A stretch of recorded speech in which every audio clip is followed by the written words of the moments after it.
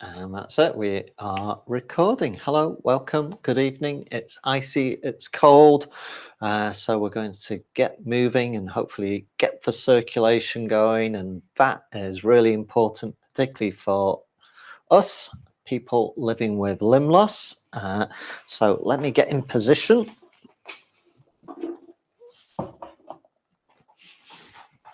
And in all our classes, we're having a little bit of a deeper dive into balance for everyone, regardless of whether people live with limb loss or not. And we're shifting weight.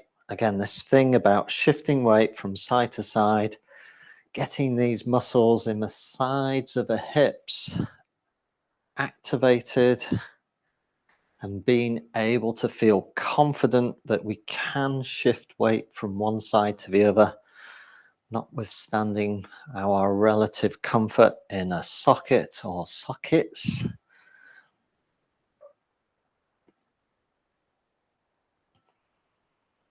Just shift some weight. And again, just doing this gets some muscles activated, big muscles, blood gets pumped back to the heart, gets reoxygenated. That's good. Helps raise our body temperature a little bit. That can help us feel so much more comfortable in the daytime, particularly when it's cold. Again, if we're sat still and sedentary, our body kind of gets the cue that, okay, I don't need to generate so much heat. So our limbs and our extremities and our stumps can get cold. Okay, let's walk those feet in. If you are standing up with me, if you're sat down, just bring yourself to a halt and come closer, and let's get the upper limbs going. So we're going to squeeze and then let the hands go. So again, we're getting the circulation going in the upper limbs with a squeeze and a let go. Could be a breath in as well. And again, if we go for some big breaths, that's more muscles being involved as well. Muscles of the chest, muscles of the diaphragm, muscles in the shoulders and neck are all involved in some big breaths. Now I'm turning the hands out and pushing outwards. So again, all of that generates heat.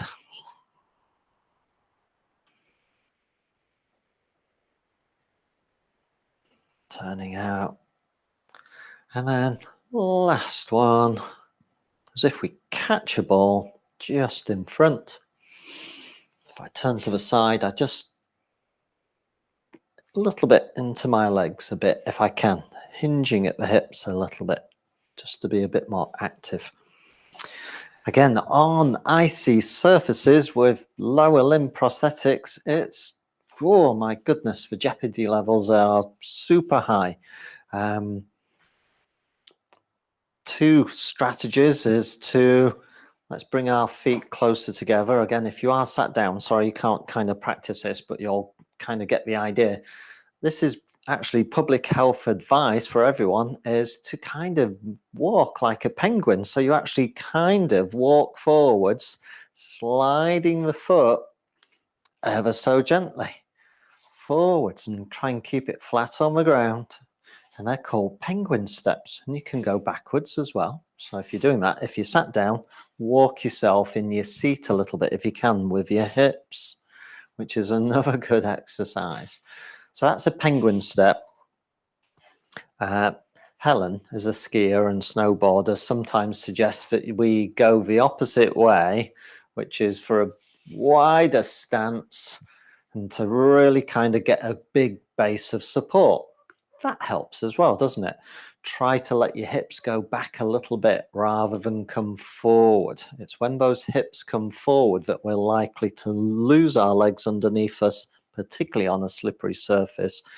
And then we end up doing a Charlie Chaplin and going head over heels, which can actually be really quite painful if you land on the wrong bit of your hip or your elbow or your shoulder or your wrists. So again, wider base of support, smaller base of support, little steps. Again, different strategies having someone nice to hang on to is always good as well. Okay, let's do two hands hold the sky. So if we get the hands coming up overhead, that helps blood get back to the heart. As we do so, and again, getting blood back to the heart where it can be re-oxygenated is really good for us. So lifting the hands and arms overhead facilitates that venous return, as it's called. So interspersing your day with some movement can really help, particularly in cold weather.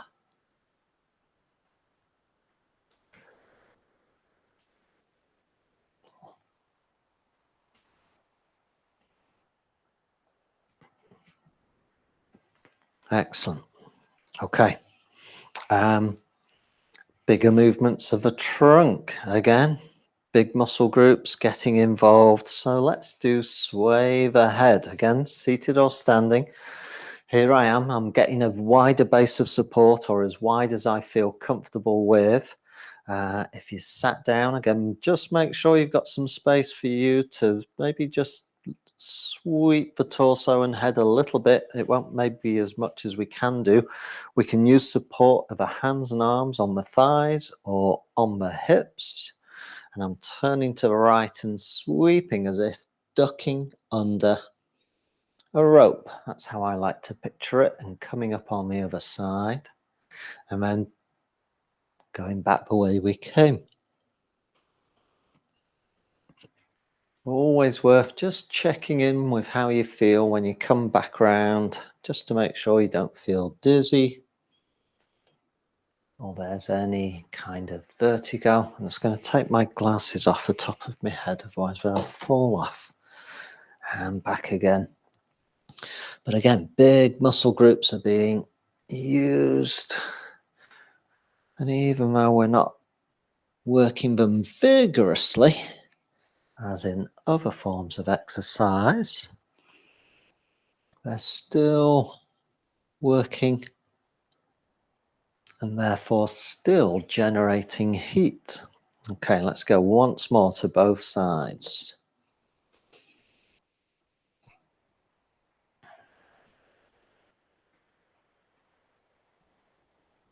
Excellent.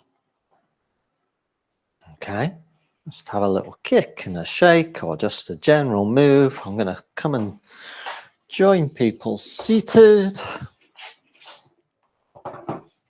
And then we've got imagery. That thing that Tai Chi really places an emphasis on, imagery. So if we can think of working hard or imagine that we're working hard, we know that actually that seems to have a physiological response.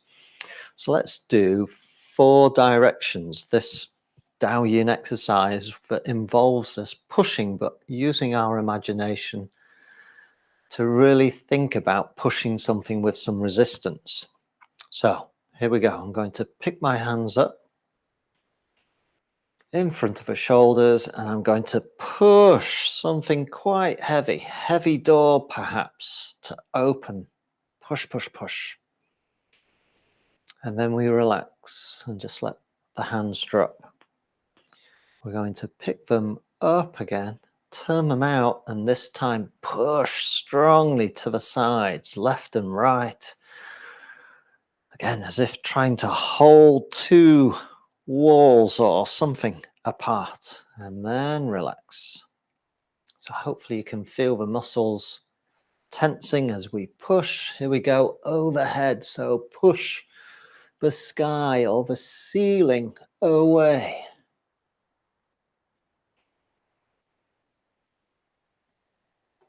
Hands relax, and then we pick them up again. And this time we're pushing down. I like to imagine that we're pushing the earth away or pushing down on maybe a suitcase lid. Push, push, push. And that's our first set of 4 directions. Generally, 2 or 3 sets is good enough. So let's do another set, pushing forwards first of all.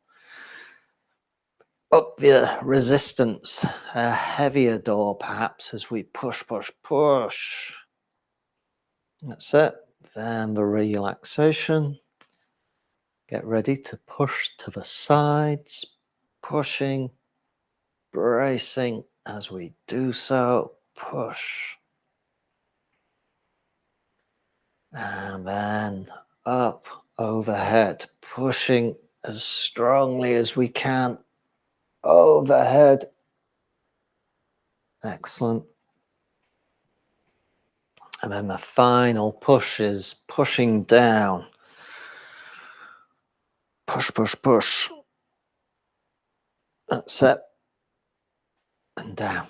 I suddenly had an image of me as a kind of 6 or 7-year-old little boy climbing walls and having to push on the top of a wall to get myself on top. There you go. That's a 70s childhood for you as well, climbing walls. Okay, so pushing. Let's get some rotation in. So let's do a big movement. Let's gaze at the moon. There's a lovely moon kind of developing in the sky. Because of the clear skies at the moment, you get some glorious sights of the moon. So I'm gazing at the moon, sweeping my hands up and then down and then up to the other side.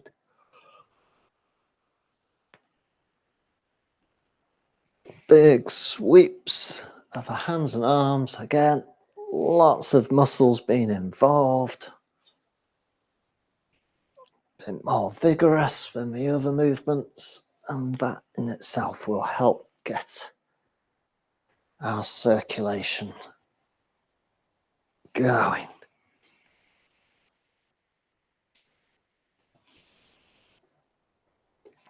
From one side to the other. I'm going to do one more. Don't worry if we're in sync. Ooh, and then come back. Okay. We'll stick with rotation and we'll do familiar wise owl movement. Looking, turning to the right. Letting my palms lift. And then just returning. Same to the left.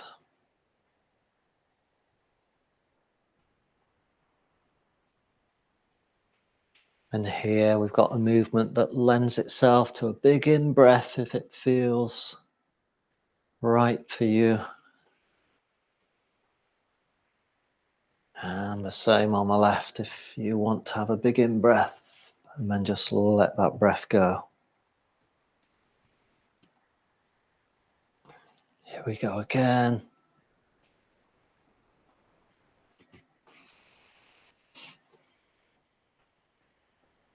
And to the left.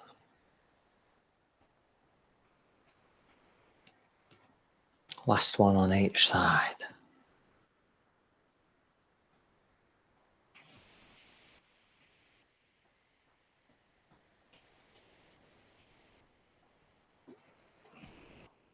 Okay.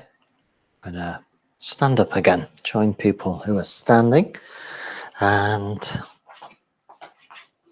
again, using this idea of imagery, we're going to pick something up quite heavy and then push it forwards. Okay, so again, seated or standing. I want you to picture something kind of at your feet that you're able to get hold of.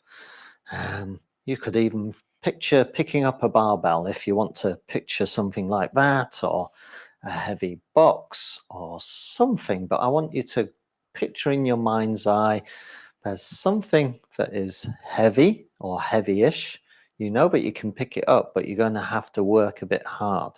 So we're going to hinge at the hips, again, whether we're seated or standing.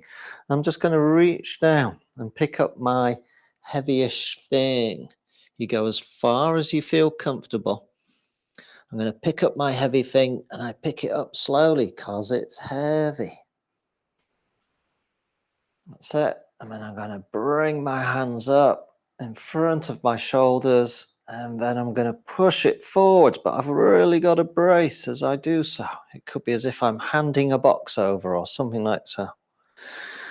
But I've still got it. I'm going to bring it back slowly. And I'm going to lower it back down to the ground. And place it back on the floor. Let's go. Oh, that's better.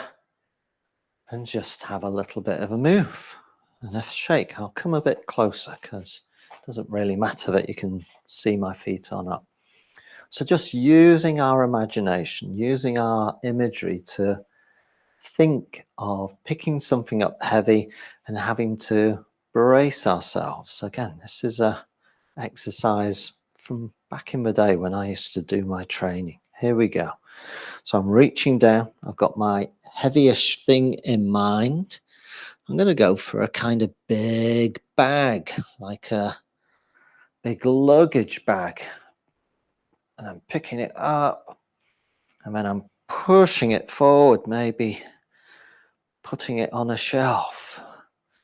But then I'm going to bring it back and then lower it back down. And if I really imagine that I've got that item in my hands and that it's heavy or heavy-ish, my muscles really seem to respond.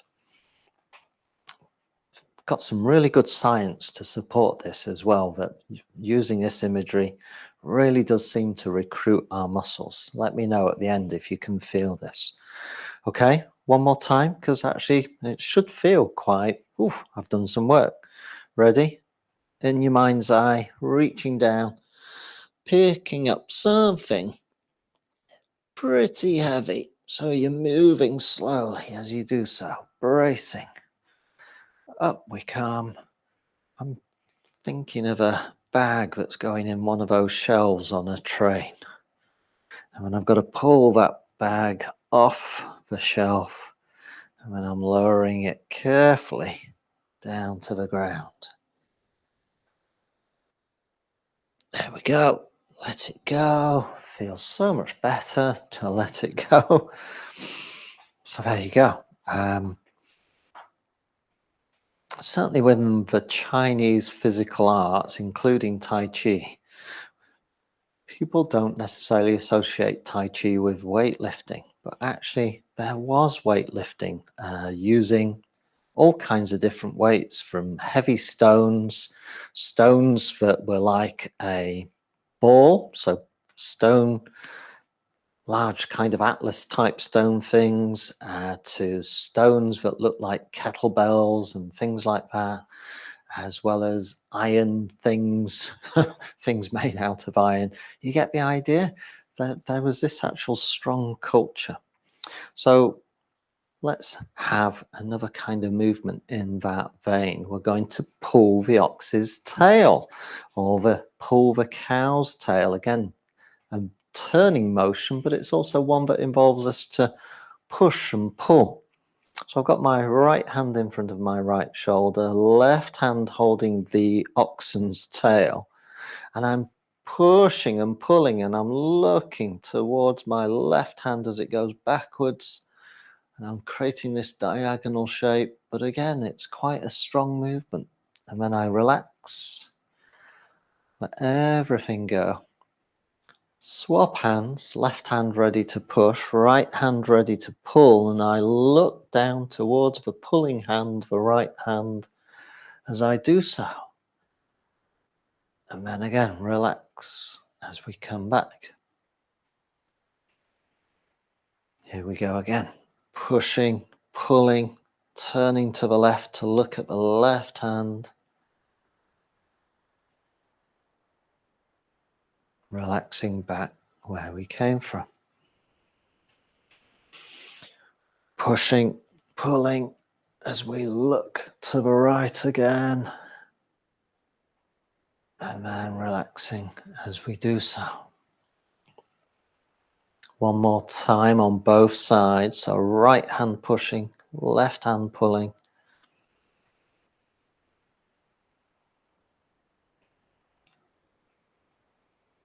And And last but not least, left hand pushing, right hand pulling.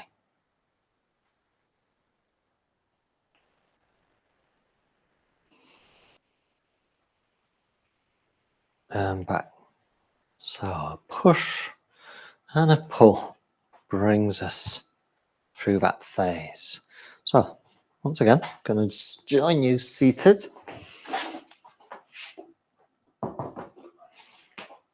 And we'll do, again, night sky related, again, more imagery. Our little sequence of gather celestial energy and gather Earth's energy. Again, the more you can picture the scene, you'd have to wrap yourself up with hats and gloves and scarves and big fat heavy coats and get outside, or quilted type coats to enjoy the scene. But sometimes it's worth it just to get outside and see the sky. So we're going to pick the hands up. And I'm looking up to a winter's night sky, crystal clear. I can see my breath, the vapor of my breath coming out as I breathe out. And then I'm sweeping my hands around, gathering my stars. And then I'm letting them go. Picking my hands up to the sides, taking my blanket, another blanket perhaps, and wrapping myself in that blanket to keep myself cozy and warm. Breath in, maybe a breath out as we let everything go. And have another go. Here we go.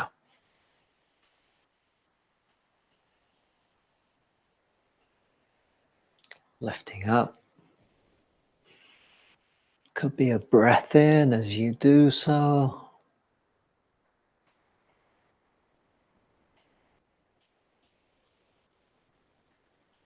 Bringing down the hands. Swooshing and bringing the hands around to gather. And then letting my hands go. Out we come. Taking our blanket.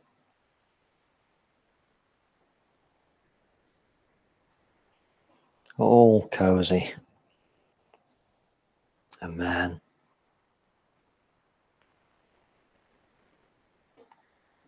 finishing there. And then the other part of visualization is this ability to transport ourselves to a different environment in our mind's eye.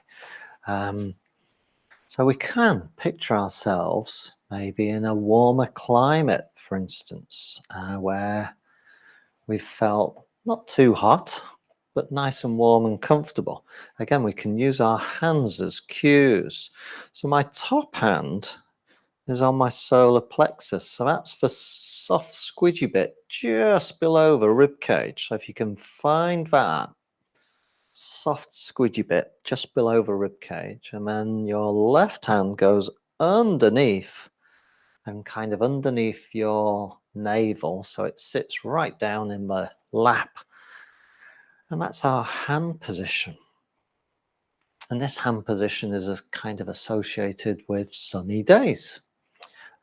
Warm sunny days. So you can take a breath in, rest your eyes if you wish, and then I invite you to visualize yourself somewhere in the world in a warm, sunny setting. Perfect blue skies. You may have something in mind that you can recall. That works so much better if you do. And just picture that scene where you are in that warm, sunny setting, just enjoying the sunshine and that sense of warmth that just seems to infuse us.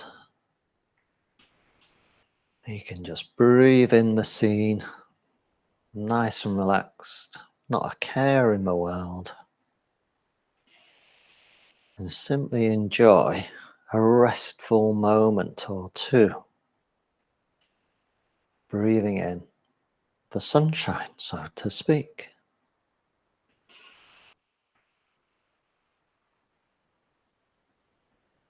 And then, when you're ready, we take the hands away. That's our cue to say that we've finished that little visualization.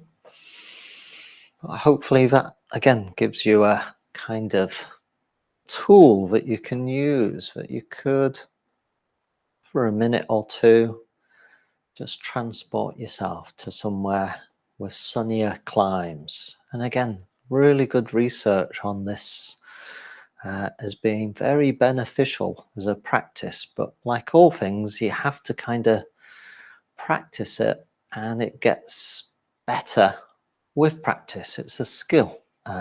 Only now it's I think we would call it nowadays a cognitive skill, something like that. Okay, that's the end. Thanks so much for joining me. Let me know what you think. You can always drop me a message, but I'm going to stop the recording.